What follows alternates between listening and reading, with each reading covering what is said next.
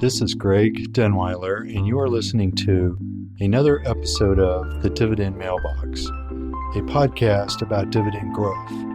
Our goal is to stuff your mailbox full of dividend checks and make each year's check larger than the last.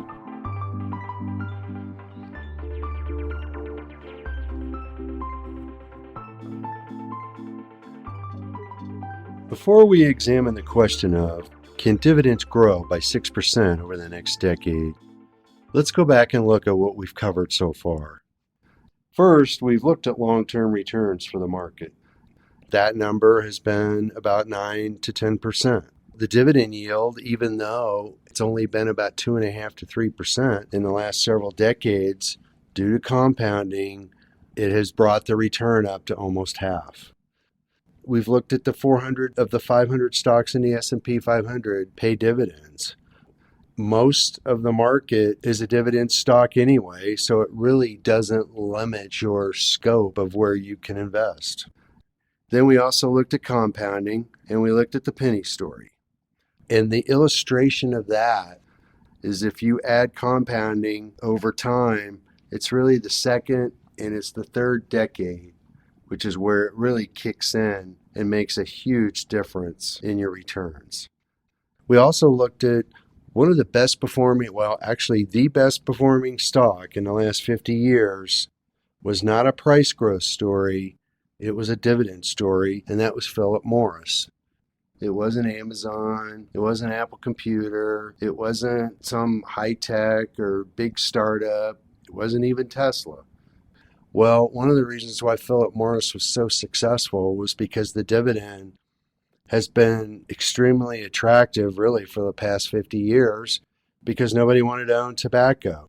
So you were able to continually reinvest that dividend at a cheap stock price because tobacco has been out of favor. Now, back to our question, can dividends grow by 6% over the next decade? Well, we've looked at in the past these three lines. One of them was GDP growth. One of them was EPS growth, earnings per share. And then the third line was dividend growth. And if you go back 70, 80, 100 years long term on an annual basis, all three of those lines pretty much grow by 6%. Well, first of all, we need to look at GDP because we have to have GDP growth if we're going to get earnings growth.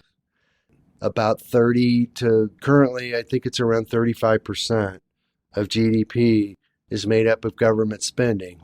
That obviously is not going anywhere. So we have a kind of a built-in growth really no matter what right there. Then when you look at earnings, if GDP grows by 6%, that's going to grow earnings. Part of earnings growth is going to come through the ability of companies being able to raise their prices. Think about PepsiCo. PepsiCo sells Pepsi and they sell Fritos. If you go into the grocery store 10 years from now, do you think you're going to pay less for Pepsi? You're going to pay the same, or are you going to pay more? The answer is probably obvious. Will they sell more Fritos? Quite possibly. Will they sell more Pepsi? It's a global brand. It's not just the U.S. As you get India, you get the emerging middle class in China. You can't just focus on your own neighborhood to get an idea of what the market may or may not be doing. Same thing goes with Amazon, with Walmart. Will they be selling more stuff in 10 years? Do you think the prices will be the same? Well, virtually nobody expects prices to go down over time. So part of earnings growth, part of GDP growth is just pure inflation. The problem is, I think we tend to get too short-term focused on news headlines of why something isn't going so well, but you have to remember that the underlying economy has some very powerful trends that are built into it that are constantly at play. Can't lose sight of the fact that the economy sort of runs on remote control, and it's just simple allocation of capital, companies making investments over time. Earnings growth follows GDP growth. Earnings per share growth is not as steady as GDP growth, but you still have the same 6% number.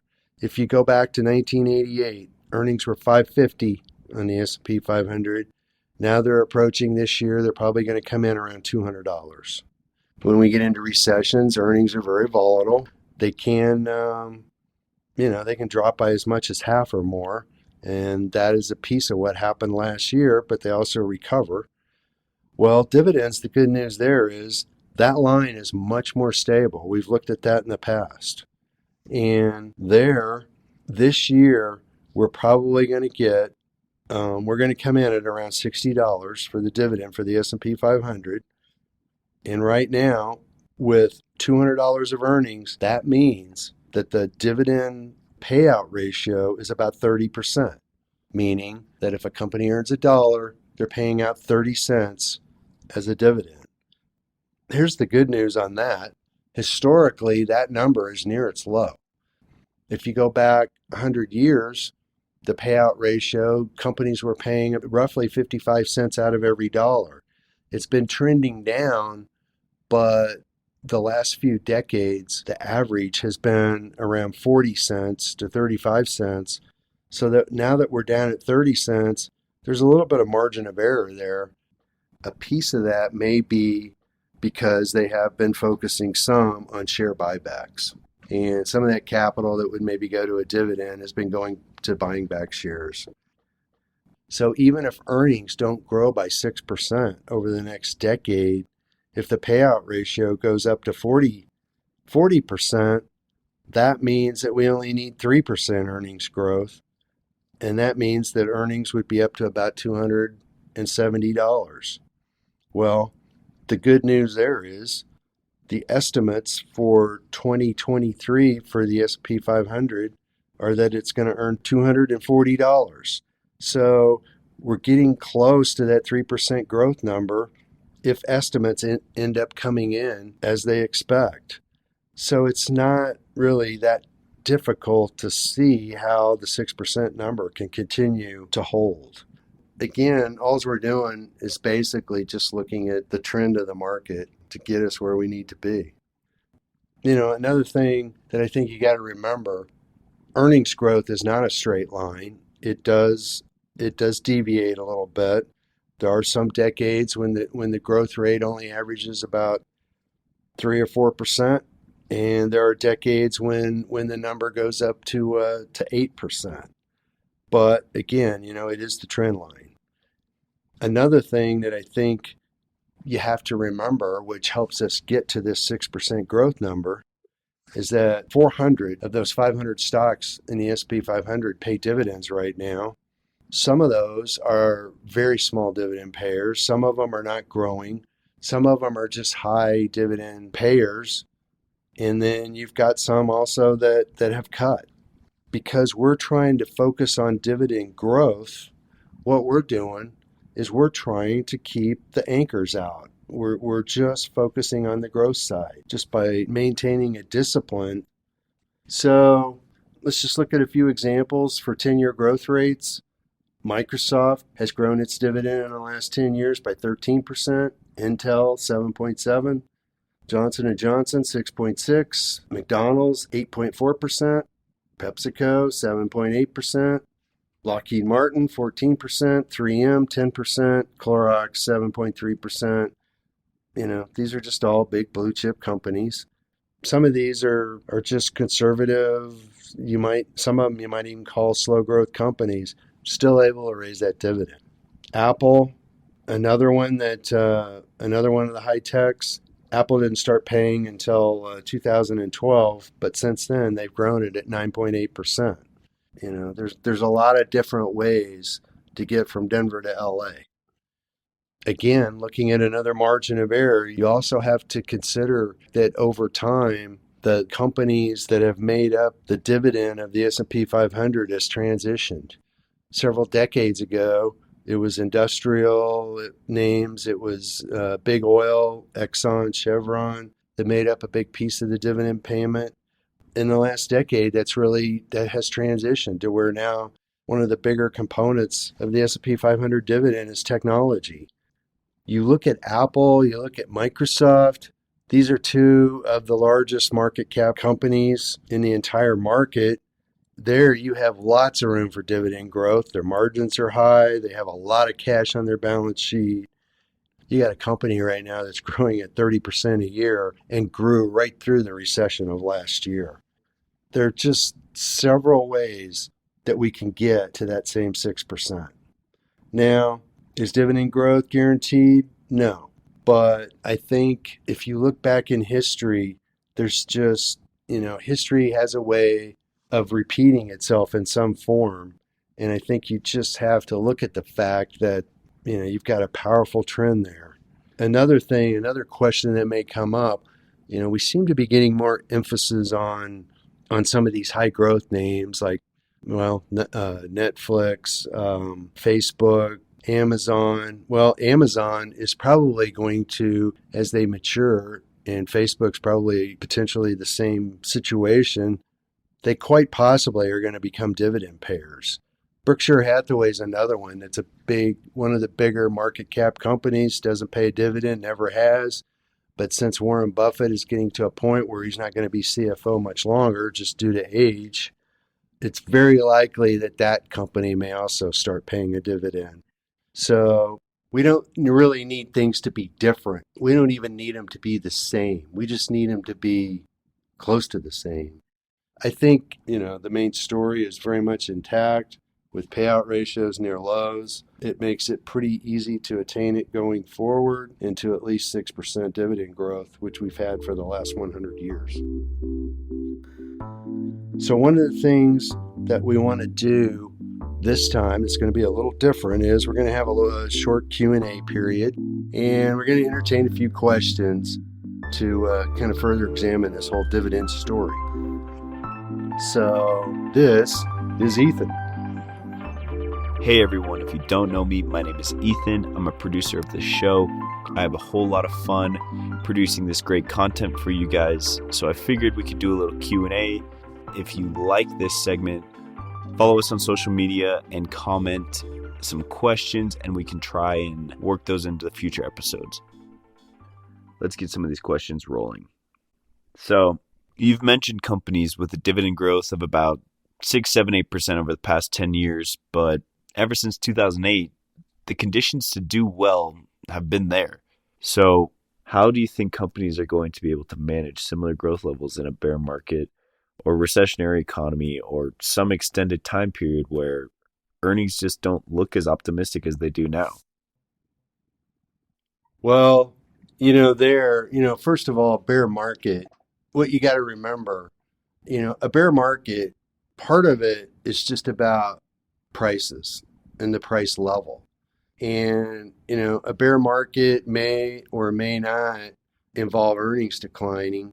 But, for one thing, the dividend, as we've mentioned in these three lines, the dividend tends to be much more stable. The dividend in 2009, I believe, the dividend declined slightly, but it only took about a year and a half for it to regain its previous high. And companies tend to focus more on trying to keep that dividend stable or to keep it growing if they've got a long-term track record of that. I also think that, with inflation kicking in, that helps you with some price growth right there. And when we do get recessions, which we do, and we will get another one, for one thing, I think that can also help you because, no, dividends are not a straight line. They don't go up by 6% a year. They do. There are some decades when they've only been up 3%. But what you have is you've always had a reversion to the mean. And what a lower market will do is give you the chance to reinvest.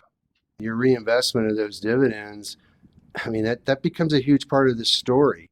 The reality is you really want a lower market because you're going to make your wealth on that dividend compounding over decades.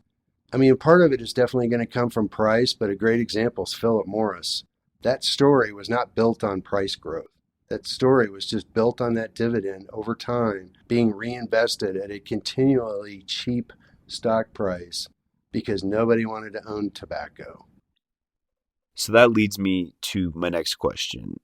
In several of your examples, you continuously use this target rate of about 6%. Is there any sort of significance behind that number, or why is that your typical target? Well, the first simple answer is because that's what the economy has grown by in the last century, and that's what earnings per share have grown by, and that's what the dividend growth rate has been. But what's kind of fascinating is when you go back 5,000 years in monetary history, interest rates have tended to congregate around between 4 and 6%. Now, why that number is there, I have no idea, but that's the number. So it just kind of is what it is. So, over the past 10 years, bond yields have been historically low and, especially even as of late, almost insignificant. Say if these yields were to go up, either because of interest rate increases or other market forces, would that force you to reevaluate the dividend story? Or would you have to tilt portfolios to include more bond coverage? The great thing about the quote dividend story is it sort of works in all environments. And as far as interest rates going up, well, right now you have a choice. Do you want to own a 10-year Treasury bond that yields 1.5%? 4 years from now, 3 years from now, inflation continues to run 3 or 4%, which, I don't know, you don't have to get very far in grade school to know that 3% is a bigger number than 1.5. So you're losing money right there. And number two, that 1.5% is not going to change. It is not going to go up until that bond matures and you reinvest the money. Right there, if you have a dividend that's growing by 6% a year, that right there helps to protect you against inflation. Will gold do it? I have no idea. Gold doesn't pay anything. Last I checked, when you go to King Soopers or wherever you may live to buy your groceries, they're not gonna trade a Krugerrand for groceries. And guess what? If you take a share of Apple in there, they're probably actually, if the clerk was very intelligent, well, I shouldn't say that. They're not going to take a share of. They're just not going to take a share of Apple stock and let you buy whatever you want for your barbecue that night. But what they will do is cash that Apple dividend check. So therefore, dividends are useful. And not only that, I just don't even though the environment, especially in the last few years, with a lot of these stocks that have no earnings, just a great theme or a story that somebody has to some degree even made up, where you're getting this 100% growth in weeks or months or whatever. And I don't think the impact of dividends are going to decline, because if you're an insurance company and you're trying to make claim payments, part of why they invest in bond portfolios is to get the income. Well, guess what? Income's not too great, and dividend income helps to provide some of that. You look at foundations. Foundation for a school. How are they going to offer scholarships or to help fund some of the school operations? They want income. I mean, dividends, a person that's retired, income growth or income is just a key factor of society, and it's not going to change.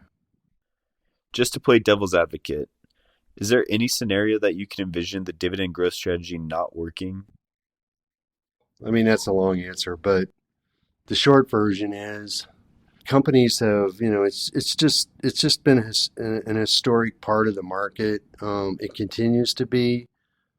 There are times when it doesn't perform as well, and in fact, we're in one right now, because when you have Netflix, you have Amazon, you have some of these Facebook, you have some of these big companies that don't pay dividends, and there's no law that says everything has to pay a dividend, but you're getting a lot of the performance of the part of the performance of the S&P 500 right now coming from stocks that are not dividend payers.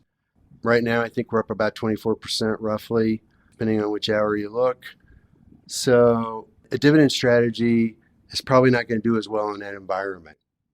But what we're looking at is a longer term track record, and we're trying to generate something that either you can live off of, you can reinvest, you can do whatever you want with the income, but it gives you options, and it tends to give you predictability. It gives you a little bit more comfort. Last year when the market went down 30% or whatever it was over a 3-week period, when you've got PepsiCo, Johnson & Johnson, Chevron, go down the list of these long-term dividend payers, they're still paying you. And guess what? They're paying you more this year than they paid you last year. And they paid last year more than they paid in 2019, even though there was a moment there, a few weeks, maybe a little longer, when a lot of people were questioning whether everything had changed. Well, consistency and sustainability tends to survive. So say, theoretically, I found a company that looks like it's a great dividend grower, checking all the boxes. What is your analysis process? What do you look for when you're debating whether or not it's time to pull the trigger and execute this strategy? Well, if you call Denweiler Capital Management, well, that's part of the subjective thing to this is you just don't want to pay any price for dividend growth.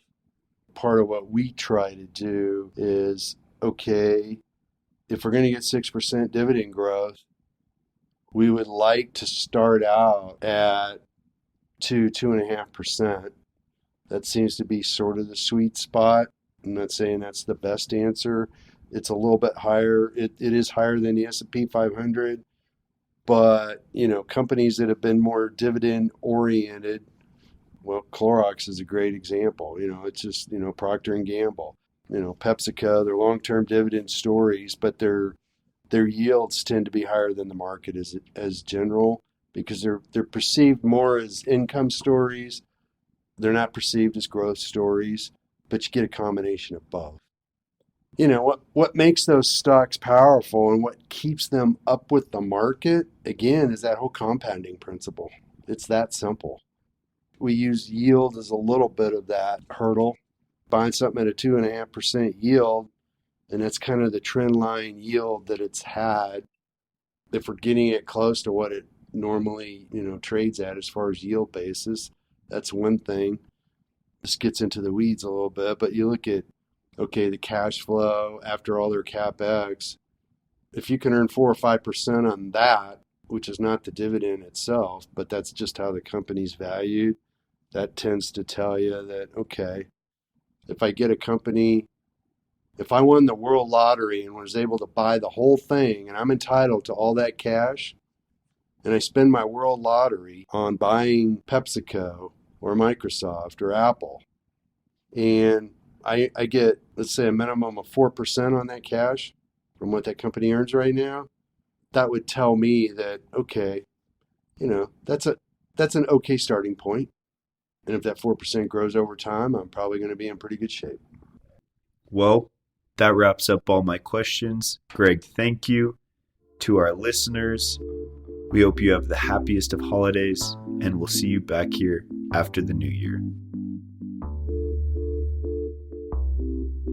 If you liked today's podcast, please leave us a review and follow us on LinkedIn, Instagram, and Facebook. If you would like more information regarding dividend growth or just our style of investing, go to growmydollar.com. There you will find some of our previous podcasts and also our monthly newsletter. Past performance does not guarantee future results.